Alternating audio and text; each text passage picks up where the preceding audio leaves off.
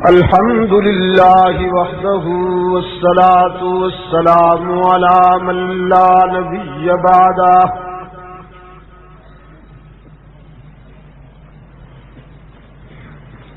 وعلى آله وأصحابه الذين أوفوا عهده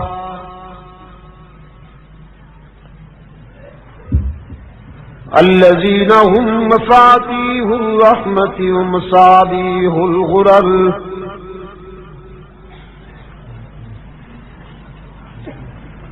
أعوذ بالله من الشيطان الرجيم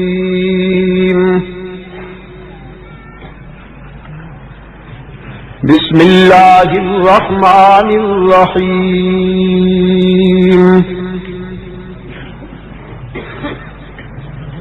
لقد جاءكم رسول من أنفسكم عزيز عليه ما عنتم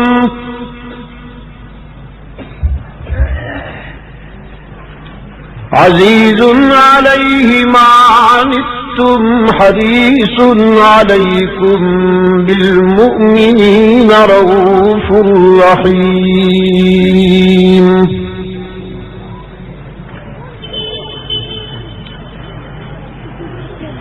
وقال الله تعالى في مقام آخر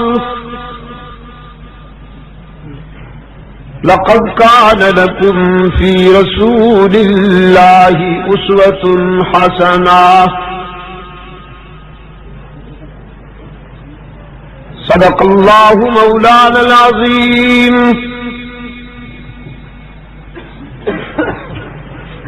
وعن معاوية بن أبي سفيان رضي الله تعالى عنهما قال رسول الله صلى الله عليه وسلم من يرد الله به خيرا يفقهه في الدين وصدق رسوله النبي الأمي الكريم ونحن على ذلك لمن الشاهدين والشاكرين والحمد لله رب العالمين.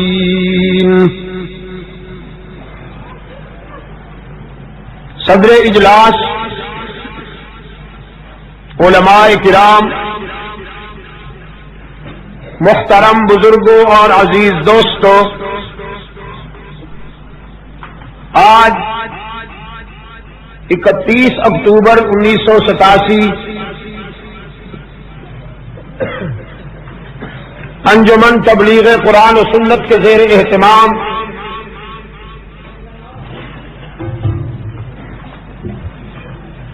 سیرت سرور کائنات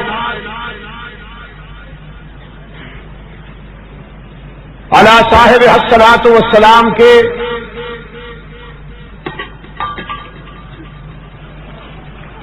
کردار و حیات طیبہ پر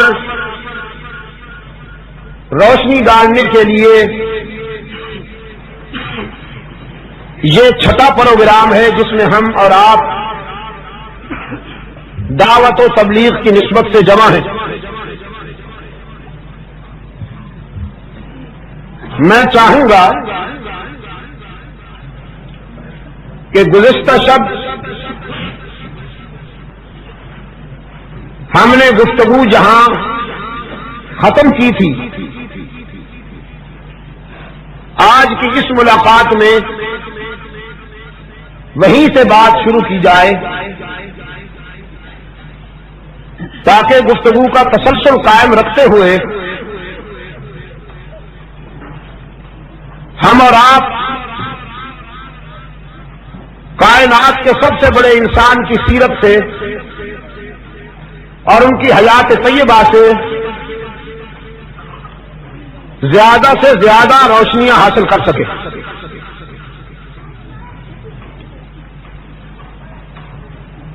حق تعالی نے فرمایا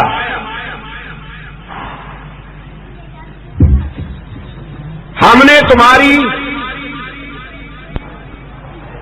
رہنمائی کے لیے جو تمہیں قائد عطا فرمایا جو تمہارے لیے ہادی پسند کیا وہ تم میں سے ہے،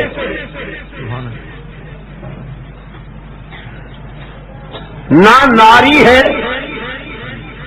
نہ نوری ہے، من انفسکم، بلکہ خاکی ہے، اولاد آدم میں سے ہے۔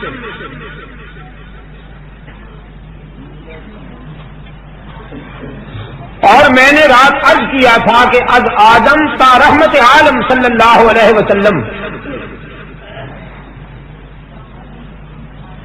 جتنے انبیاء اور رسول گزرے ہیں ان میں سے کوئی ایک بھی ناری نہ تھا، ان میں سے کوئی ایک بھی نوری نہ تھا، تمام انبیاء اور رسول اولاد آدم میں سے تھے۔ گویا نتیجہ یہ نکلا کہ کوئی غیر بشر نبی نہیں بن سکتا۔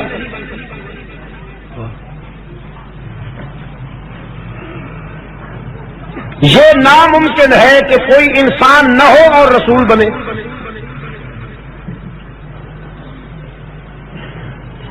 نبوت و رسالت کا ہیرا اللہ نے انسانیت کی انگوٹھی میں جڑا ہے، اس لیے رات کی گفتگو میں نے عرض کیا تھا کہ اگر کوئی شخص اللہ کے رسول کو انسان نہیں مانتا تو وہ در حقیقت انکار رسالت کا مرتکب ہوتا ہے، انکار نبوت کا مرتکب ہوتا ہے، اس لیے کہ کوئی غیر انسان نبی نہیں بن سکتا، کوئی غیر بشر رسول نہیں بن سکتا۔ دوسری بات یہ بھی میں نے عرض کی تھی کہ اگر کوئی اللہ کے رسول صلی اللہ علیہ وسلم کو علام الغیوب مانتا ہے تو وہ وحی کا انکار کر رہا ہے۔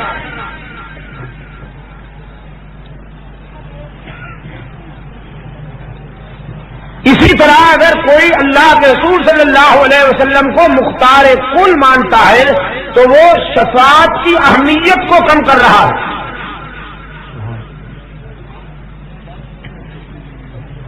اور اگر کوئی اللہ کے رسول صلی اللہ علیہ وسلم کو ہر جگہ ہر وقت موجود سمجھتا ہے تو وہ معراج کی نفی کر رہا ہے۔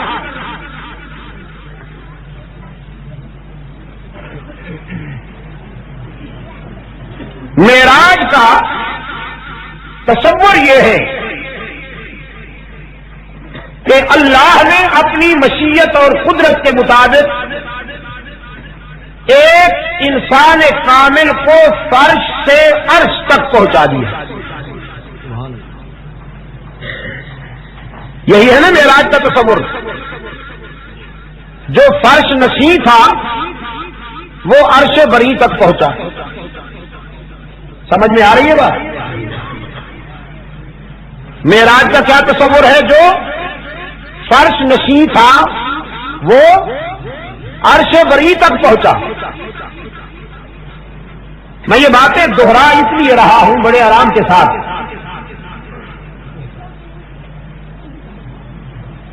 کہ آپ کے دل کی گہرائیوں میں اتر جائے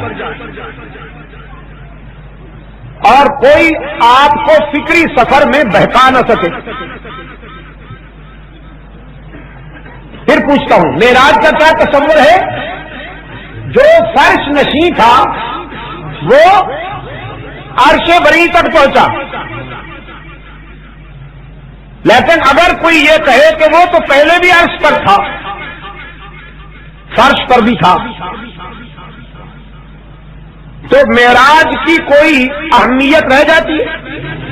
جو پہلے ہی وہاں موجود تھا اس کا آنا کیا اور جانا کیا؟ اگر کوئی اللہ کے رسول صلی اللہ علیہ وسلم کو عالم غیب کہتا ہے، علام الغیوب کہتا ہے، تو اس سے پوچھیے وحی کا کیا مفہوم ہے؟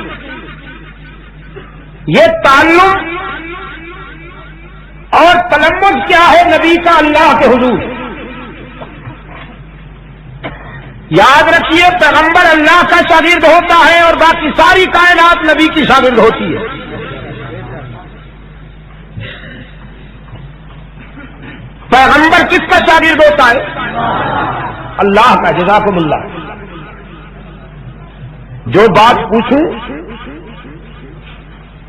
اگر سمجھ میں آ رہی ہو تو اس کا جواب صحت مند آنا چاہیے۔ میں بہت محنت کر چکا ہوں،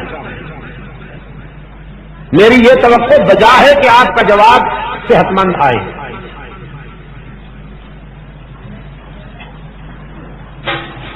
پیغمبر براہ راست اللہ کا شاگرد ہوتا ہے۔ دنیا والوں میں سے کسی کا نبی شاگرد نہیں ہوتا، ساری دنیا پیغمبر کی شاگرد اور پیغمبر اللہ کا شاگرد۔ اور عزیز نوجوانوں، قادیان کا بدنصیب مرزا غلام قادیانی، اس کے دعوے کی تکذیب اس سے بھی ہو جاتی ہے کہ وہ خود لکھتا ہے پرائمری کے درجے میں مجھے اساتذہ بڑے انہماک کے ساتھ جوارش پاپوش کھلایا کرتے تھے، بڑے اہتمام کے ساتھ جوارش پاپوش کھلایا کرتے تھے ماسٹر صاحبان۔ مار پڑتی تھی مرزا صاحب کو پرائمری کے درجے میں بھی۔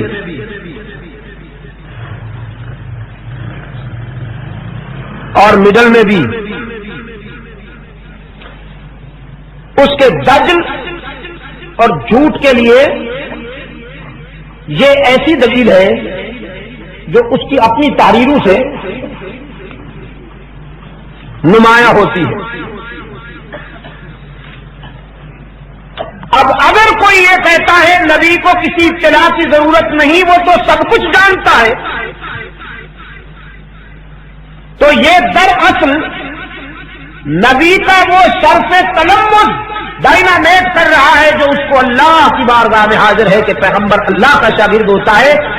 یہ سمجھانا یا یہ ثابت کرنا چاہتا ہے کہ نبی کو شاگردی کی ضرورت نہیں ہے اور نہ اللہ سے کچھ حاصل کرنے کی ضرورت ہے، وہ تو سب کچھ جانتا ہے۔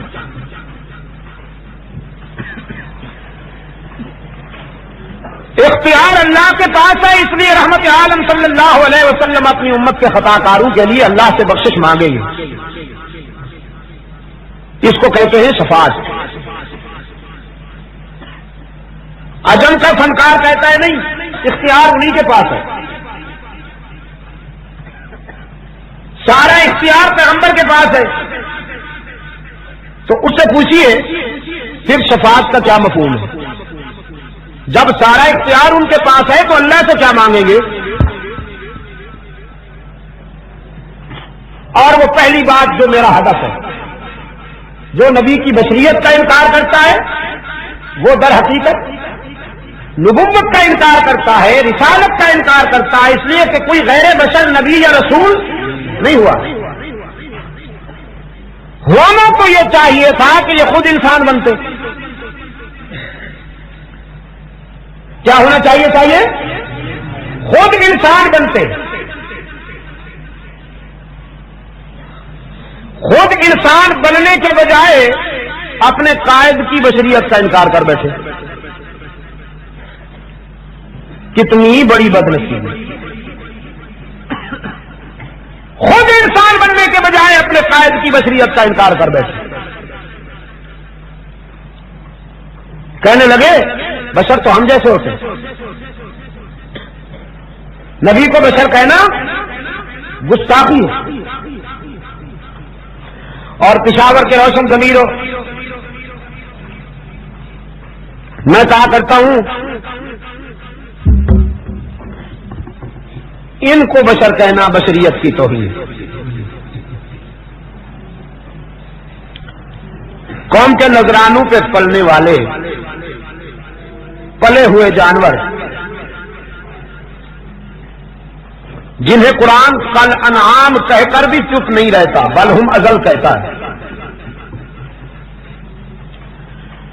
قرآن پاک نے فرمایا وَلَقَدْ ذَرَأْنَا لِجَهَنَّمَ كَثِيرًا مِنَ الْجِنِّ وَالْإِنسِ وَلَقَدْ ذَرَأْنَا لِجَهَنَّمَ كَثِيرًا مِنَ الْجِنِّ وَالْإِنسِ لهم قلوب لا يفقهون بها ولهم أعين لا يبصرون بها ولهم آذان لا يسمعون بها أولئك كالأنعام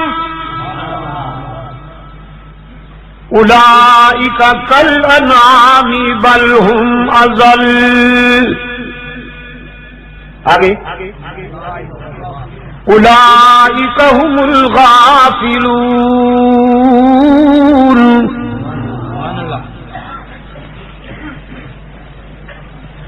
جنوں میں سے اور انسانوں میں سے جو مواد جہنم کے لیے تیار ہوا، جو مٹیریل جہنم کے لیے بنایا گیا، رب العالمین نے فرمایا ان کی پہچان یہ ہے لہم قلوب لا یفقہون بہا، ان کے سینے میں گوشت والے دل تو ہیں، بلڈ سپلائی کرتے ہیں، بلڈ سپلائی کرنے والے دل ہیں، لیکن وہ دل نہیں جو قرآن کو سمجھ سکے، قرآن کو سمجھنے والے، تفقہ رکھنے والے دلوں سے خالی ہیں یہ ڈھانچے جو جہنم کے لیے تیار کیے گئے ہیں۔ ان کے چہرے میں آنکھیں تو ہیں، بظاہر بڑی سرمگی، بڑی پرکشش، موٹی موٹی، لیکن بصیرت سے محروم ہے۔ وَلَهُمْ أَعْيُنٌ لَا يُبْصِرُونَ بِهَا، اور یاد رکھیے پشاور کے روشن ضمیروں، قرآن کی نظر میں چہرے کی آنکھ اتنی قیمتی نہیں ہے جتنی بصیرت کی نگاہ اور آنکھ قیمتی ہے۔ قرآن کہتا ہے لا تعمل ابصار ولكن تعمل قلوب التي في الصدور۔ اندھے وہ نہیں ہوتے جن کے چہرے کی آنکھیں ماری جائیں، اصل میں اندھے وہ ہوتے ہیں جن کے دل کی آنکھیں ماری جائیں، اور یہ وہی ہے۔ ابو لہب کی آنکھیں اتنی موٹی تھی، چہرہ چمکتا تھا کمبخت۔ اصل نام کیا تھا ابو لہب کا؟ خان بہادر ابو لہب کا اصل نام جانتے ہو؟ عبد العزا۔ اصل نام کیا تھا اس کا؟ یہ ابو لہب جو ہے یہ نام نہیں ہے، یہ کنیت کی شکل میں خطاب ہے، کنیت کی شکل میں خطاب ہے، کیونکہ چہرہ چمکتا تھا اس کا، برائٹنس۔ ماں نے کہا میرا بیٹا تو شولوں کا بھی باپ، صرف شولا نہیں، شولو کا بھی باپ ہے۔ جو جہالت کا بڑا ہو اسے ابو جہل کہتے ہیں، اور جو شولو کا بڑا تھا اسے ماں نے ابو لہب کا لقب دیا۔ لیکن ابو لہب جیسے کروڑوں ابن ام مکتوم کے اس نظر پہ قربان جائیں جس نظر سے اس نے جمال مصطفی کی جھلک دیکھ لی، چہرے والی آنکھ نہیں تھی، لیکن دل کی نگاہ سے رحمت عالم کے حسن و جمال کا نظارہ کر لیا، اور اللہ کی نظر میں ابن ام مکتوم کی یہ نظر اتنی قیمتی تھی کہ سورت نازل ہوئی اس کے متعلق۔ مکہ والوں کا ایک وفد آیا رحمت عالم صلی اللہ علیہ وسلم سے ملاقات کے لیے، یہ نابینا بھی بیٹھا ہوا ہے، باتیں ہو رہی تھی، بیچ میں ابن ام مکتوم نے بھی کچھ پوچھنا چاہا، رحمت عالم صلی اللہ علیہ وسلم نے اسے چپ کرا دیا۔ ذرا میں ان سے بات کر لوں، تم تو اپنے ہو، بعد میں پوچھتے رہنا، ان سے بات کر لوں۔ تمنا تھی اللہ کے رسول کی کہ شاید ان کو کوئی بات سمجھ میں آ جائے، یہ ہدایت کے راستے پہ آ جائے۔ ابن ام مکتوم کو چپ کرا لیا اور توجہ ادھر کر لی۔ رب العالمین نے فرمایا بس وتولا ان جاءہ الاعمى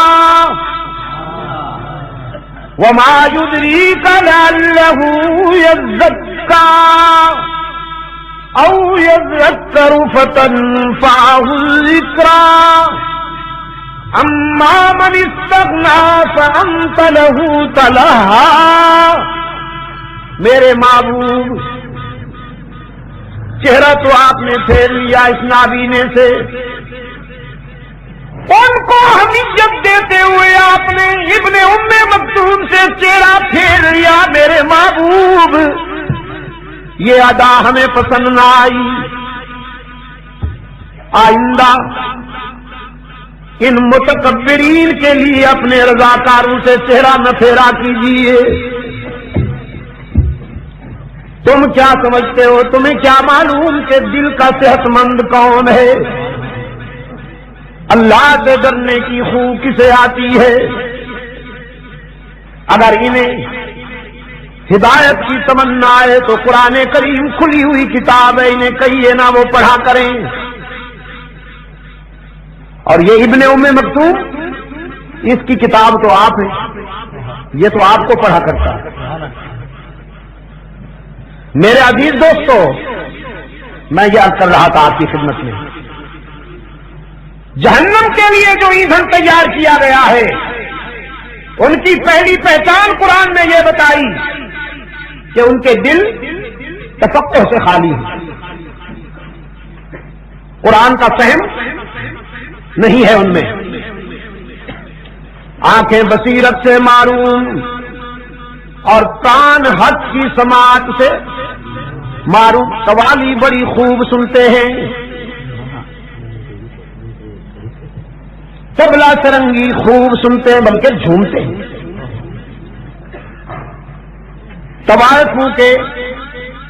طوافوں کی بکی ہوئی آواز میں قوالیاں اور نعتیں بھی خوب سنتے ہیں، لیکن قرآن کریم کی صداقتیں ہضم نہیں ہوتی، اکتا جاتے ہیں، اونگنے لگتے ہیں، بلکہ قرآن بیان کرنے والوں سے نفرت کرتے ہیں، شیخ چلی کے لطائف اور میر کی غزلوں پہ گزارا کرتے ہیں۔ لہم قلوب لا یفقہون بہا وَلَهُمْ أَعْیُنٌ لَا يُبْصِرُونَ بِهَا وَلَهُمْ آذَانٌ لَا يَسْمَعُونَ بِهَا أُولَئِكَ كَالْأَنْعَامِ بَلْ هُمْ أَضَلُّ أُولَئِكَ هُمُ الْغَافِلُونَ۔ رب العالمین نے فرمایا یہ پلے ہوئے جانور ہیں، مزہ آئے گا جہنم کو بھی انہیں کھاتے ہوئے، ہاں لقمہ تر جسے مل جائے، جہنم کے لیے تر لقمے ہیں، یہ غفلت شعار ہیں، پلے ہوئے ڈھانچے ہیں، ان کو انسان کہنا در حقیقت انسانیت کی توہین ہے۔ پشاور کے روشن امیرو، انسانیت تو ناز کرتی ہے ابو بکر صدیق پر، انسانیت تو فخر کرتی ہے فاروق اعظم پر، انسانیت تو ناز کرتی ہے عثمان ذوالنورین پر، انسانیت تو ناز کرتی ہے علی المرتضیٰ پر، انسانیت تو ناز کرتی ہے سلمان و بلال پر، انسانیت تو فخر کرتی ہے طلحہ و زبیر پر، خالد بن ولید پر، عمرو بن عاص پر، سعد بن ابی وقاص پر، سعد پر، سعید پر، عبد الرحمن ابن عوف پر، ابن مسعود و ابو ہریرہ پر۔ یہ ہیں خاکی لوگ، یہ ہیں خاکی لوگ جن کی پرواز اتنی آفاقی ہے کہ فرشتے بھی انہیں رشک سے دیکھتے ہیں۔ محمد عربی کے مکتب کے فیض یافتہ ان خاکیوں کا عروج دیکھ کر اللہ کے فرشتے بھی احساس کمتری میں نظر آتے ہیں۔ انسان ایسے ہوتے ہیں، جب شاگرد اتنے بلند ہیں تو ان کا استاد کتنا بلند ہے۔ رحمت عالم صلی اللہ علیہ وسلم انسان کامل ہے، سمجھائیے حلوائیوں کو، اللہ انہیں سمجھ عطا فرمائے۔ سمجھائیے حلوائیوں کو، رحمت عالم صلی اللہ علیہ وسلم انسان کامل ہے تو انسان، لیکن ایسا انسان ہے کہ فرشتے بھی اس کے در کے خادم نظر آتے ہیں، نوری بھی اس کے در کے خادم نظر آتے ہیں، اور اس کی سیرت کی تابانیوں کا یہ عالم ہے، اس کے کردار کے اجالوں کا یہ عالم ہے۔ میں کہا کرتا ہوں کسی کی سیرت و کردار کے لیے 3 گواہیاں بہت اہم ہیں، 3 شہادتیں بہت اہم ہیں۔ بیوی کی گواہی، خادم کی گواہی، اڑوس پڑوس کی گواہی۔ کسی کو سمجھنے کے لیے ان 3 گواہیوں کو اہمیت دیجیے۔ اس کی بیوی کی کیا رائے ہے؟ خادم بہت قریب رہتا ہے، وہ جانتا ہے، خادم سے پوچھئے یہ کیسا ہے، پھر اس کے اڑوس پڑوس میں رہنے والوں سے پوچھئے یہ کیسا ہے۔ پشاور کے روشن ضمیروں، اس انسان کامل کی رفیقہ حیات، پہلی رفیقہ حیات کم سن بھی نہیں، 40 سال کی معمر ہے، 40 سال کی عمر رسیدہ ہے، جہاں دیدہ ہے، دنیا کے سرد و گرم دیکھے ہوئے ہیں، تجارت پیشہ ہے۔ رحمت عالم صلی اللہ علیہ وسلم کی پہلی رفیقہ حیات ام المؤمنین سیدہ خدیجۃ الکبریٰ رضی اللہ تعالی عنہا، رحمت عالم صلی اللہ علیہ وسلم ہیرا کی خلوتوں سے گھر تشریف لائے، وہی کا پہلا سبق لے کر آئے ہیں۔ جسد اطہر پر قرآن کریم کی ہیبت طاری ہے، سرسنی طاری ہو گئی ہے جسم پر، پسینے میں شراب ہو رہے ہیں۔ خانوادہ اقدس میں قدم رکھتے ہی فرماتے ہیں زملونی زملونی زملونی انی خشیت علی نفسی، خدیجہ میرے اوپر چادر ڈال دو، مجھے تو جان کی فکر لائق ہو گئی ہے، چادر ڈال دو مجھ پر، پتہ نہیں کیا ہونے والا ہے۔ سیدہ خدیجہ رضی اللہ تعالی عنہا نے باوفا رفیقہ حیات کے طور پر چادر بھی ڈال دی، پھر سرہانے بیٹھ گئی، کہنے لگی کلا واللہ یخزیک اللہ ابدا انک لتصل الرحم وتحمل الکل وتکسب المعدوم وتقری الضعیف وتعین علی نوائب الحق۔ اللہ کی جلالت کی قسم ہے، عبداللہ کے یتیم، اللہ کی جلالت کی قسم ہے محمد، اللہ تجھے کبھی نقصان نہیں پہنچنے دے گا، اس لیے کہ تو صلہ رحمی کرنے والا ہے، تو توڑنے والوں سے جوڑنے والا ہے۔ یاد رکھنا، صلہ رحمی کس کو کہتے ہیں کہ جو آپ سے توڑے آپ اس سے جوڑیں۔ سل من قطعک واعف عمن اساء الیک، جو تجھ سے برائی کرے تو اس سے بھلائی کر، جو تجھ سے رشتہ توڑے تو اس سے جوڑ، یہ صلہ رحمی ہے۔ یہ نہیں کہ جو تجھ سے ملنے آئے تو کھڑا ہو کر بازو کھول لے اور وتیسی دکھا دے اسے، خیریت ہے جی تشریف لائے ہیں آپ، مزاج کیسے ہیں آپ سے۔ اور اگر کوئی قریب سے گزر جائے سلام نہ کرے تو غصے میں اس کے آگے جا کر سلام نہیں کیا نا، جا نہ پھر کیا ہو، ہم بھی نہیں کریں. یہ جہالت ہے، یہ بربریت ہے، دہشت ہے. اسلام یہ کہتا ہے کہ اگر تیرے قریب کوئی گزر گیا ہے اور اس نے سلام نہیں کیا تو اس کو جا کے پکڑ. کیوں بھائی، شریعت تو ہے. آپ نے منہ پھیر لیا، مجھے یاد نہیں فرمایا، کوئی غلطی ہو گئی ہے تو معاف کر دیجیے. مزاج کیسے ہیں؟ السلام علیکم. وعلیکم السلام کہو نا. ہاں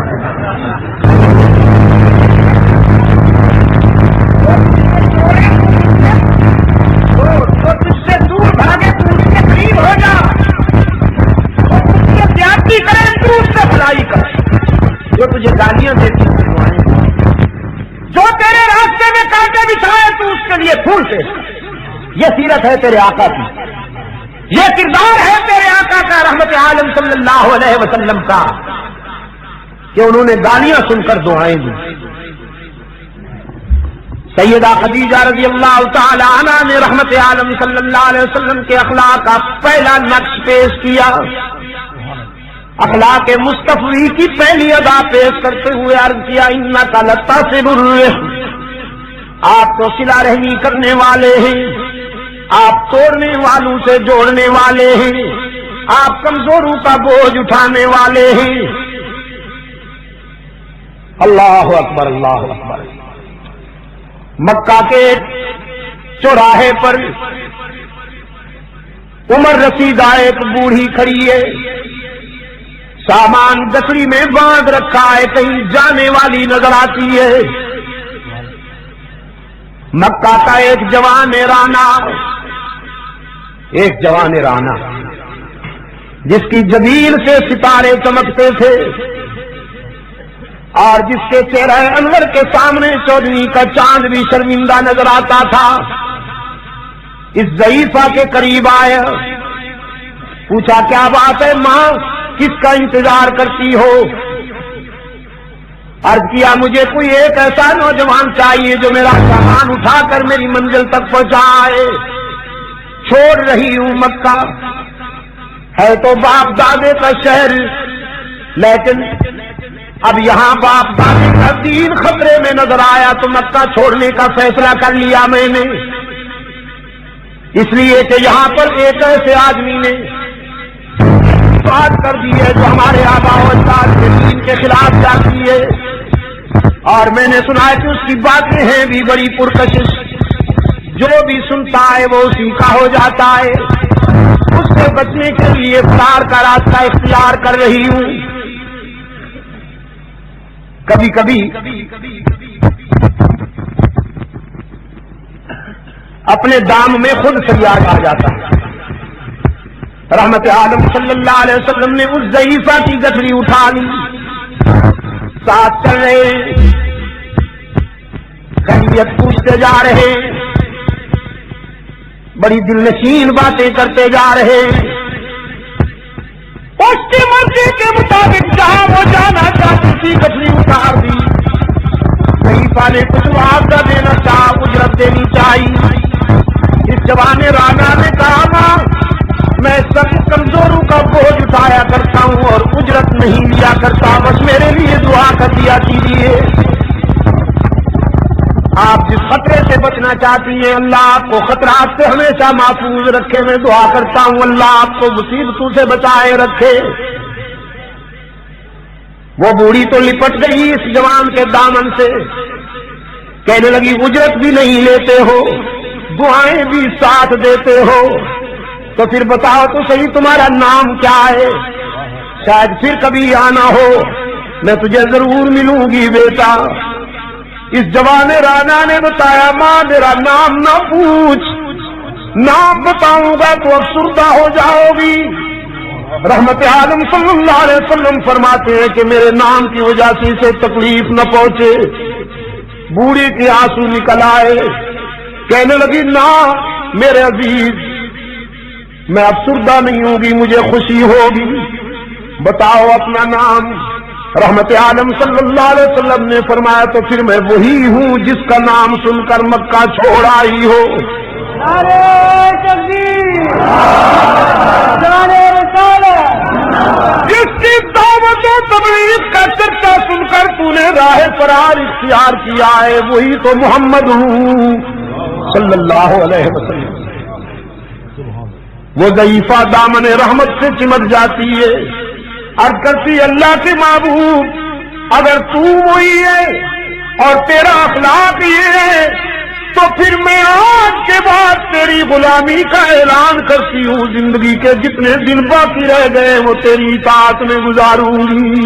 نعرہ تکبیر، نعرہ رسالت۔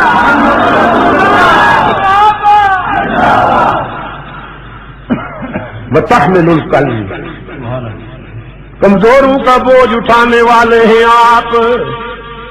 اسی طرح کی ایک اور ضعیفہ تھی، شرک میں پکی تھی، رحمت عالم صلی اللہ علیہ وسلم کے لیے کوڑا لے کر انتظار کیا کرتی تھی اپنے مکان کی چھت پر۔ جب حبیب کبریا گزرتے تو وہ کوڑا پھینک دیتی۔ رحمت عالم صلی اللہ علیہ وسلم ایک دن آئے، کوڑا نہ پھینکا گیا، دوسرے دن بھی نہ پھینکا گیا، تیسرے دن بھی کوڑا کسی نے نہ پھینکا۔ تو رحمت عالم صلی اللہ علیہ وسلم نے پوچھا وہ ہماری مہربان کہاں گئی، کوڑا نہیں پھینکا جا رہا۔ سنتے تو ہو نا، ذرا یوں بن کے بھی تو دکھاؤ، تمہارا تو غصہ قابو میں نہیں آتا۔ ہاں شعلہ جوالا ہو، شعلہ جوالا۔ حبیب کبریا صلی اللہ علیہ وسلم نے فرمایا وہ ہماری مہربان کہاں ہے؟ بتایا گیا اللہ کے محبوب وہ بیمار ہے، قریب المرگ ہے، صاحب فراش ہے۔ سرکار دو عالم صلی اللہ علیہ وسلم نے فرمایا میرے ابو بکر، او میرے رضاکارو سب آؤ، آج ہم اپنی اس مہربان کی طبیعت پوچھنے کے لیے جائیں گے، اس کا مزاج پوچھنے کے لیے جائیں گے۔ گھر تشریف لائے ہیں اس خاتون کے، دروازے پہ دستک ہوئی، خاتون کو بتایا گیا رحمت عالم آئے ہیں۔ رحمت عالم صلی اللہ علیہ وسلم تشریف لے گئے، فرمانے لگے خاتون ہم آپ کے لیے دعا کرنے آئے ہیں، اللہ آپ کو صحت کاملہ عطا فرمائے، آپ پہلے کی طرح صحت مند ہو جائیں، پھر کوڑا لے کر انتظار کیا کریں اور جب میں گزروں تو پھر مجھ پر تو پہلے کی طرح کوڑا ڈالتی رہے۔ بستر لعنت پر اس کی چیخیں نکل گئیں، کہنے لگی عبداللہ کی یتیم آج تو جیت گیا میں ہار گئی، آج مجھے سمجھ میں آیا کہ آپ کیا ہیں، میں نے شقاوت کی حد کر دی لیکن تیری رحمت کی کیا انتہا ہے۔ چند سانس باقی ہے زندگی کے، انہی چند سانسوں کو اپنی غلامی میں قبول کر لیجئے، کلمہ شہادت پڑھ کر رحمت عالم کے غلاموں میں شامل ہو گئی۔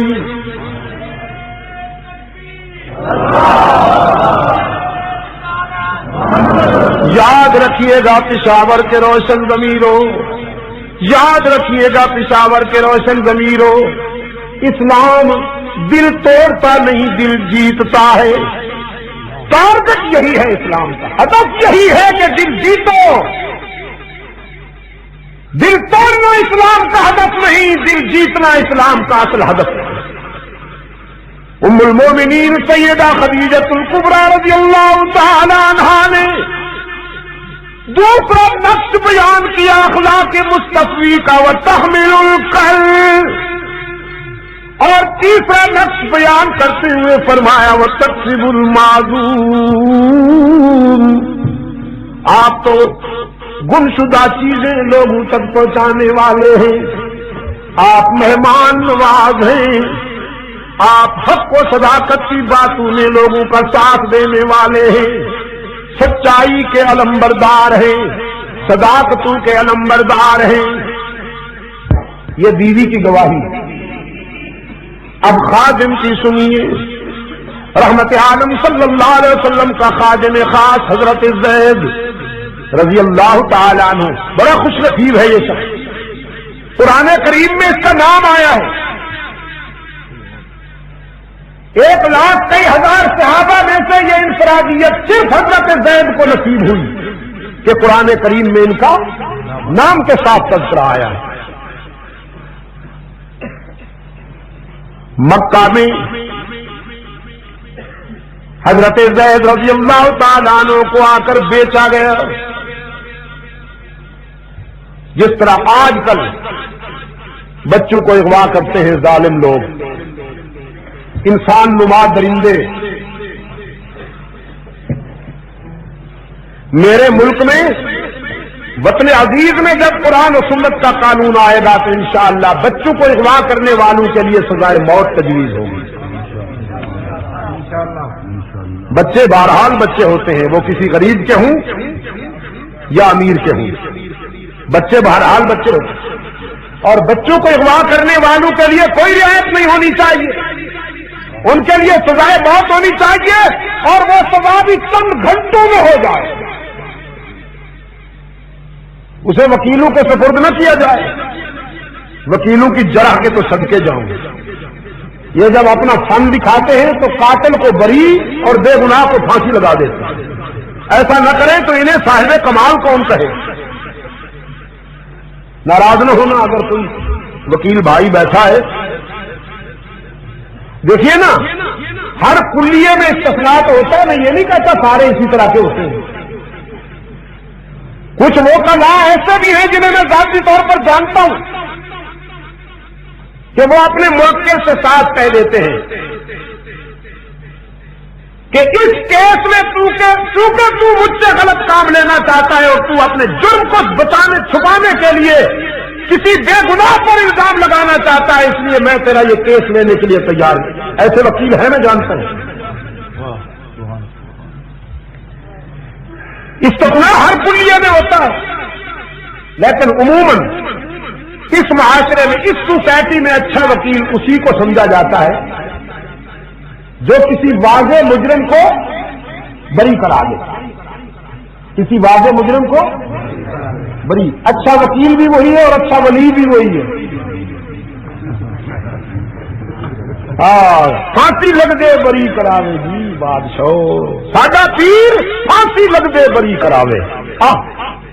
ساری دنیا نو قتل کیتی جاؤ، پیر صاحب کے در پہ آ جاؤ، بھنگڑا نچو، بکرا دو، ہاں جی کوارا مرغا پیش کرو، بری کرائی جاؤ۔ میرے عزیز دوستو، بچوں کے اغوا کرنے والوں کو سزائے موت ہونی چاہیے، ہوگی انشاءاللہ جب اس سرزمین پر قرآن و سنت کے نظام کی صبح طلوع ہوگی۔ جب پرچم نبوی ایوان صدر پہ لہرائے گا نہیں، انشاءاللہ جب مفتی محمود جیسا درویش برسر اقتدار آئے گا۔ تو میری زبان سے ایک جملہ نکلا تھا کہ جو لوگ مفتی صاحب کی وفات پر جشن منا رہے ہیں کہ اب ان کی دینی قیادت زیر زمین چلی گئی، میں انہیں بتا دینا چاہتا ہوں کہ مفتی صاحب جوان بن کر آ گئے ہیں۔ اب مولانا فضل الرحمان کی صورت میں مفتی محمود جوان بن کر آ گئے۔ نعرہ تکبیر، قائد اسلام مولانا فضل الرحمان۔ یہاں بھی کہا تھا؟ اچھا، مدنی صاحب یاد دلا رہے ہیں کہ یہاں بھی شاید یہ جملہ نکلا تھا میرے منہ سے۔ بہرحال انشاءاللہ وہ وقت قریب ہے، مجھے اللہ کی رحمت سے امید کامل ہے، یقین کامل ہے، اس سرزمین پر قرآن و سنت کا نظام آئے گا انشاءاللہ، دنیا کی کوئی طاقت اسے نہیں روک سکے گی۔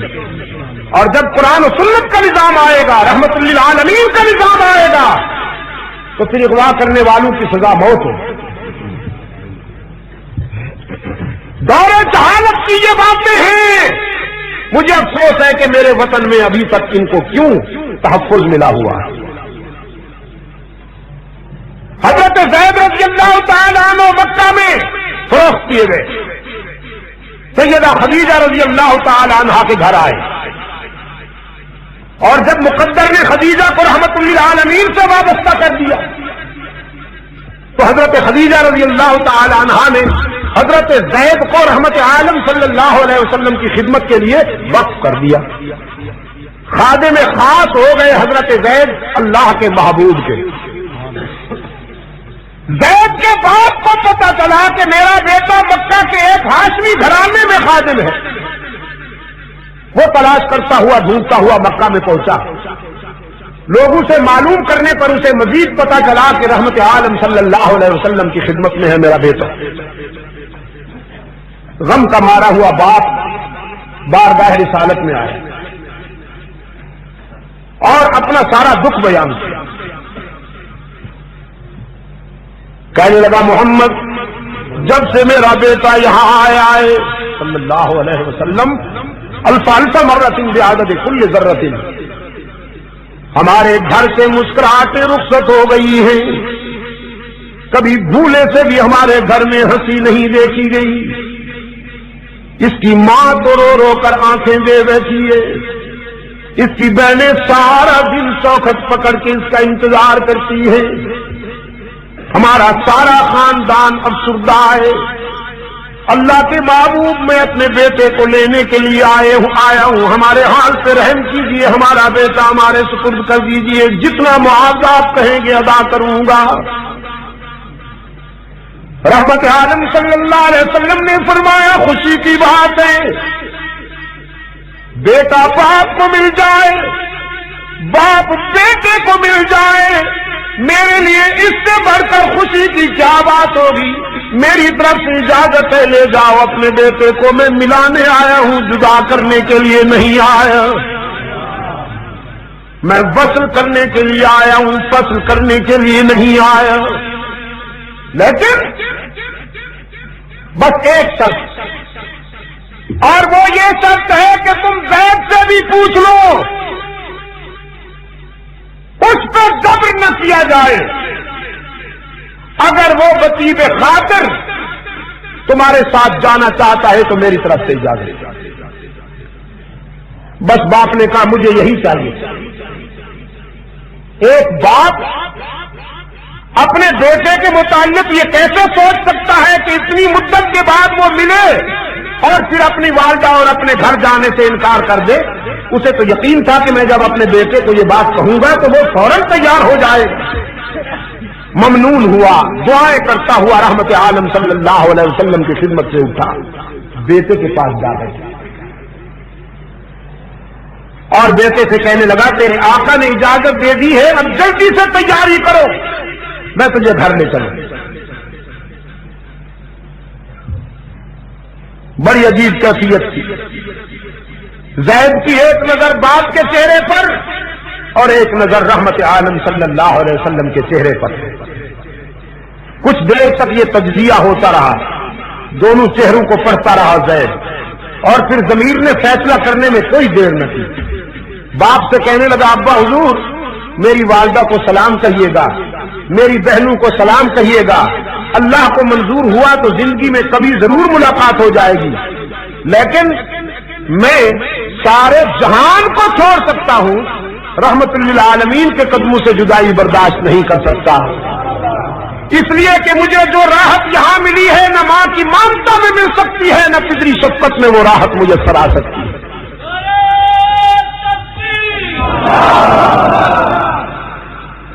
یہ خادم کی گواہی ہے. اور اب اڑوس پڑوس کی بھی سنیے.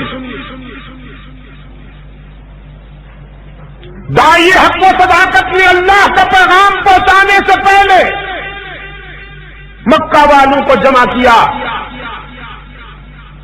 فاران کی بلندیوں پر حق و صداقت کا مبلغ اعظم اپنی چادر لہرا رہا ہے اور مکہ والوں کو اشارہ کر رہا ہے کہ آج جلدی سے آ جاؤ, میں تم سے کچھ کہنا چاہتا ہوں. صادق و امین کے ہاتھوں سے لہراتی ہوئی چادر دیکھ کر مکے کی آبادی پروانہ وار جمع ہو گئی. سمٹ کر رحمت عالم صلی اللہ علیہ وسلم کے قدموں میں آ گئے. جوان بھی آئے, بوڑھے بھی, مرد بھی آئے, عورتیں بھی, حاکم بھی آئے, رعایا بھی, گدی نشین بھی آئے, مرید بھی. نذرانہ دینے والے بھی آئے، نذرانہ لینے والے بھی، سب جاؤ۔ بڑا متین اجتماع ہو گیا۔ رحمت عالم صلی اللہ علیہ وسلم نے اس اجتماع کو خطاب کرتے ہوئے فرمایا لبثت فیکم عمرا، میں نے عمر عزیز کا ایک بہت بڑا حصہ تمہارے اندر رہ کے گزارا ہے۔ آج تمہارے ضمیر کو جج بنا کر تم سے پوچھتا ہوں هل وجدتمونی صادقا او کاذبا، آج بلا تکلف گواہی دو، اپنے ضمیر کا فیصلہ صادر کرو، تم نے مجھے اپنی گزشتہ 40 سالہ زندگی میں کیا پایا، سچا پایا ہے یا اس کے برعکس؟ آج میں تمہارے ضمیر کو جج بنا کر تم سے پوچھتا ہوں هل وجدتمونی صادقا او کاذبا۔ مکہ والوں نے ایک دوسرے کی طرف دیکھا، نگاہیں کر رہی تھی یہ بھی کوئی پوچھنے کی بات ہے، ہم تو آپ کو صادق اور امیر کہتے ہیں، ہم تو دیانت و شرافت و صداقت کو جب چلتا پھرتا دیکھنا چاہتے ہیں تو آپ کی طرف نظر اٹھاتے ہیں۔ جربناک مرارا ما رأینا فیک الا صدقا، عبداللہ کے یتیم، ہم نے زندگی کے سفر میں متعدد بار آپ کو آزمایا، جب بھی آزمایا سچا پایا۔ پشاور کے روشن ضمیروں، مکہ والوں نے مبالغہ کیا یا سچی بات کہی؟ یہ جتنوں نے جواب دیا اتنوں کی سمجھ میں آیا۔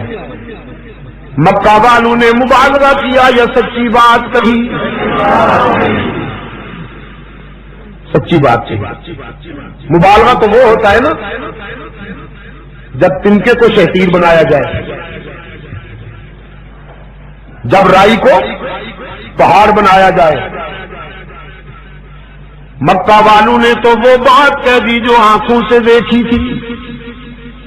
رحمت عالم صلی اللہ علیہ وسلم کا بچپن بھی ان کے سامنے، رحمت عالم صلی اللہ علیہ وسلم کا لڑکپن بھی ان کے سامنے، رحمت عالم صلی اللہ علیہ وسلم کی جوانی بھی ان کے سامنے، انفرادی زندگی بھی ان کے سامنے، اجتماعی زندگی بھی ان کے سامنے۔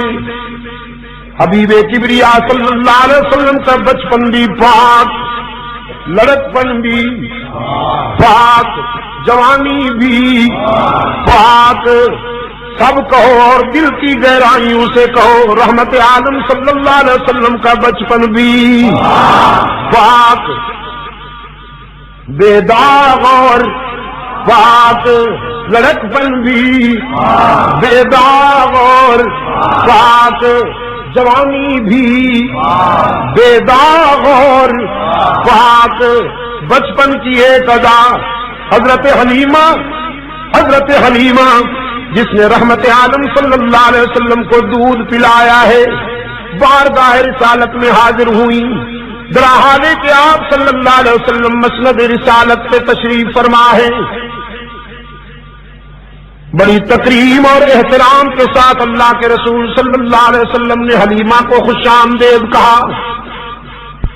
حلیمہ رحمت عالم صلی اللہ علیہ وسلم کے قریب آئیں، فرط محبت میں رحمت عالم صلی اللہ علیہ وسلم کا ماتھا چوم لیا، پھر مہر نبوت پہ بوسہ دیا، پھر بیٹھ گئی۔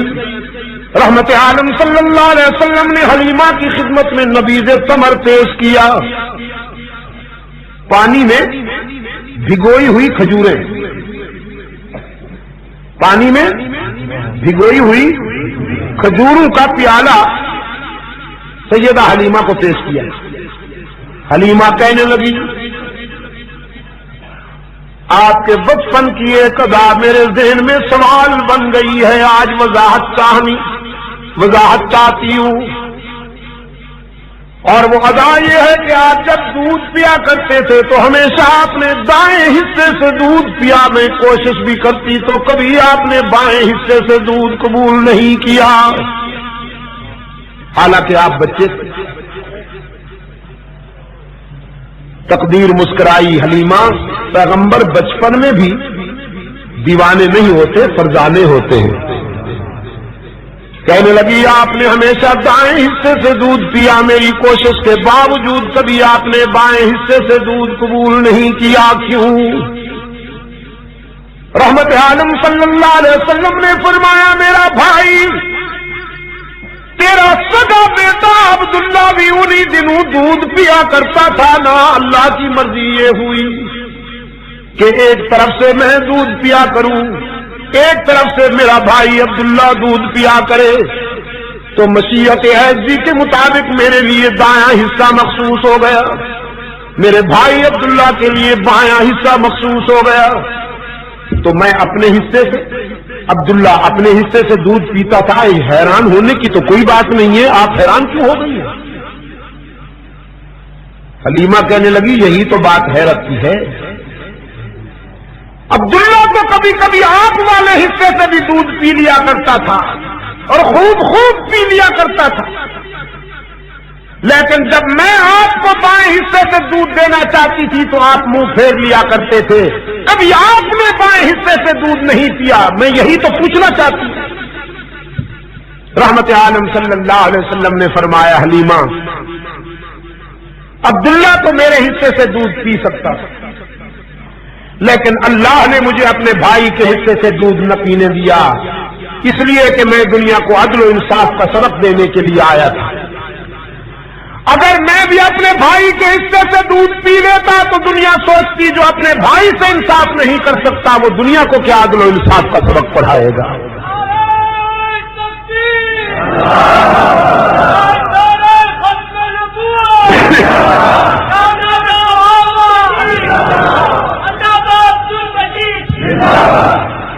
عدل و انصاف کا وہ معیار اور وہ کسوٹی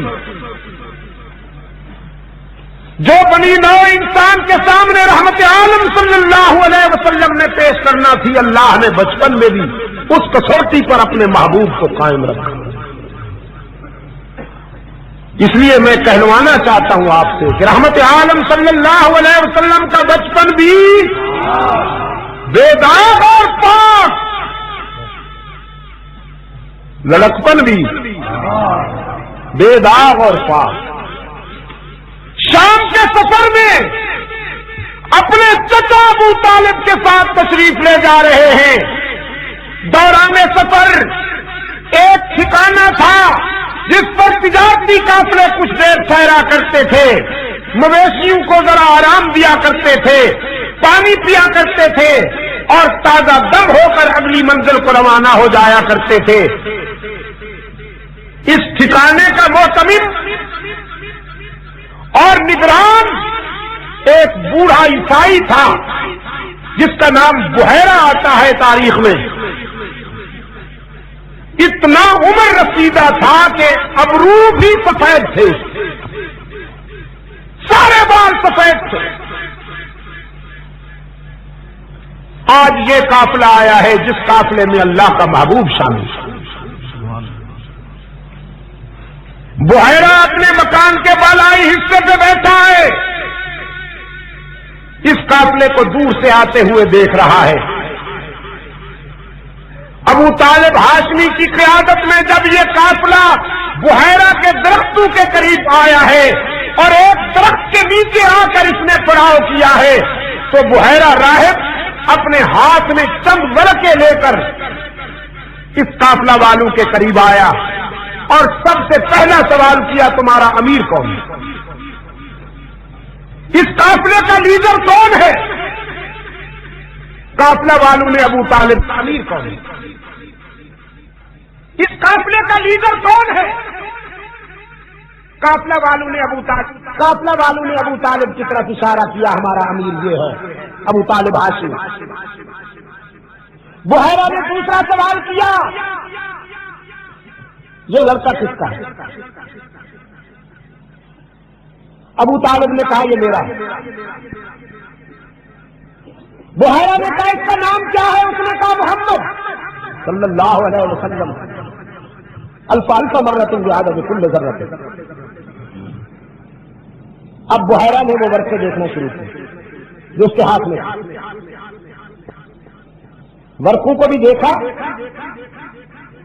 اور رحمت عالم صلی اللہ علیہ وسلم کے چہرے کو بھی دیکھا۔ ایک نظر یتیم مکہ پر اور ایک نظر ورقوں پر۔ ابو طالب ہاشمی سے کہنے لگا بحیرہ آپ کہتے ہیں یہ آپ کا بیٹا ہے اور میرے ہاتھ میں انجیل کے ورقے ہیں۔ انجیل کی بشارت یہ ہے کہ اس بچے کو یتیم ہونا چاہیے۔ آپ کی بات سچی ہے یا آسمانی کتاب کی بات سچی ہے؟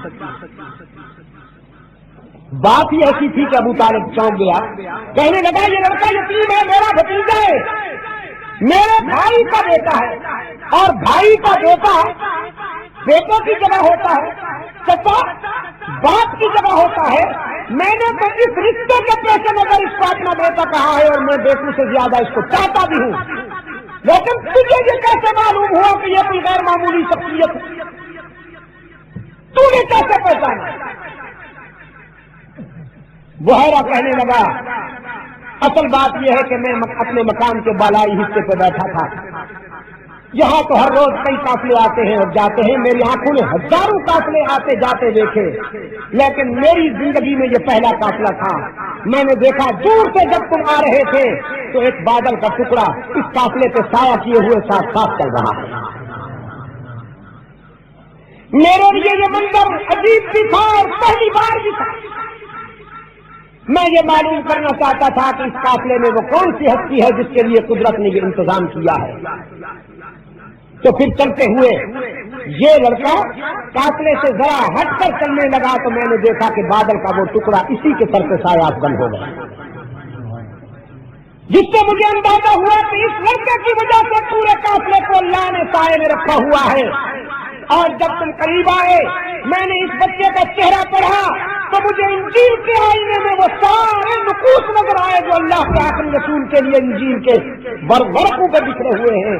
مجھے یقین ہے کہ وہ اللہ کا آخری رسول ہے جس کی آمد کی بشارت حضرت عیسیٰ نے دی تھی۔ رحمت عالم صلی اللہ علیہ وسلم کا دامن پکڑ لیا اس بوڑھے نے۔ بحیرہ راہب رحمت عالم کا دامن پکڑ کے بیٹھا ہے، کہتا ہے عبداللہ کے یتیم راہ حق میں ستائے جاؤ گے، سنگ باری کا نشانہ بنو گے، سوشل بائیکاٹ کیا جائے گا آپ سے، آپ کی راہوں میں کانٹے بچھائے جائیں گے، جسم آپ کا لہولہان ہوگا، دنیا داروں کے سخت جملے سننے پڑیں گے، آلام و فساد سے گزرنا پڑے گا کہ حق و صداقت کے راستے پر چلنے والے ہر مسافر کو ان منزلوں سے گزرنا پڑتا ہے۔ کہنے لگا ہے کاش میں اس وقت تک زندہ رہوں کہ جو پتھر ہاتھ سے پھینکا جائے میں وہ اپنے سینے پہ لے لوں، اے کاش کہ میں اس وقت تک زندہ رہوں جو تیر آگ کی طرف پھینکا جائے وہ میں اپنے جسم پہ لے لوں، لیکن چراغ سحری ہوں، زندگی کی آخری سانس لے رہا ہوں، قبر کے کنارے پہنچ چکا ہوں، شاید اس وقت تک زندہ نہیں رہوں گا، لیکن اللہ کے معبود گواہی دیتا ہوں کہ تو اللہ کا آخری رسول ہے محمد، مجھے بھی حشر میں اپنے غلاموں میں شمار کرنا۔ رحمت عالم صلی اللہ علیہ وسلم کے لڑکپن کی تابانی دیکھ کر ایک دیدہ ور نے حقیقت کو پہچاننے میں دیر نہ کی۔ میں اس لیے کہتا ہوں رحمت عالم صلی اللہ علیہ وسلم کا لڑکپن بھی، بات جوانی بھی، مکہ میں ایک بہت بڑے گھرانے میں شادی پر گانے بجانے کا اہتمام ہے، نوجوان عبداللہ کے یتیم کے اردا گرد جمع ہو جاتے ہیں، کہتے ہیں ہم بھی جائیں گے آپ کو بھی لے جائیں گے، نام ور فنکار آئے ہوئے ہیں، گانا بجانا ہوگا رات بھر. رحمت عالم صلی اللہ علیہ وسلم نے فرمایا جہاں گانا بجانا ہو وہاں میرا کیا کام. میرا ضمیر گوارا نہیں کرتا کہ میں گانے بجانے کی محفل میں جایا کروں، یہ میرے ذوق کے ہرگز مطابق نہیں. نوجوانوں نے حجتاً اصرار کیا جب ہم جا رہے ہیں تو آپ کیوں نہیں جائیں گے، ہم تو لے جائیں گے. ان کا اصرار بڑھا، رحمت عالم صلی اللہ علیہ وسلم کا انکار بڑھا، وہ چلتے ہوئے نظر نہ آئے. اللہ نے کرم کیا اپنے محبوب پر، نیند طاری کر دی. وہ اصرار کرتے چلیے اور رحمت عالم صلی اللہ علیہ وسلم اونگ رہے. یہ بھی سنت اللہ ہے. اللہ کبھی اپنے پیاروں کو کسی شر سے بچانا چاہتے ہیں تو نیند مسلط کر دیتے ہیں. اصحاب کہف پر 309 سال تک نیند طاری کر دی. ان نوجوانوں نے جب رحمت عالم صلی اللہ علیہ وسلم کو اونگتے ہوئے دیکھا تو وہ کہنے لگے، اصل میں جانا نہیں چاہتے تھے نا، تو سو کر دکھا رہے ہیں کہ میں سویا ہوا ہوں. ہم کہاں ہیں چھوڑنے والے؟ سب نے طے کر لیا کہ اٹھا کر لے چلیں گے. کیسے نہیں جائیں گے؟ سب نے آستینیں چڑھا لی، تیاری کر لی کہ اٹھا کر لے جائیں گے.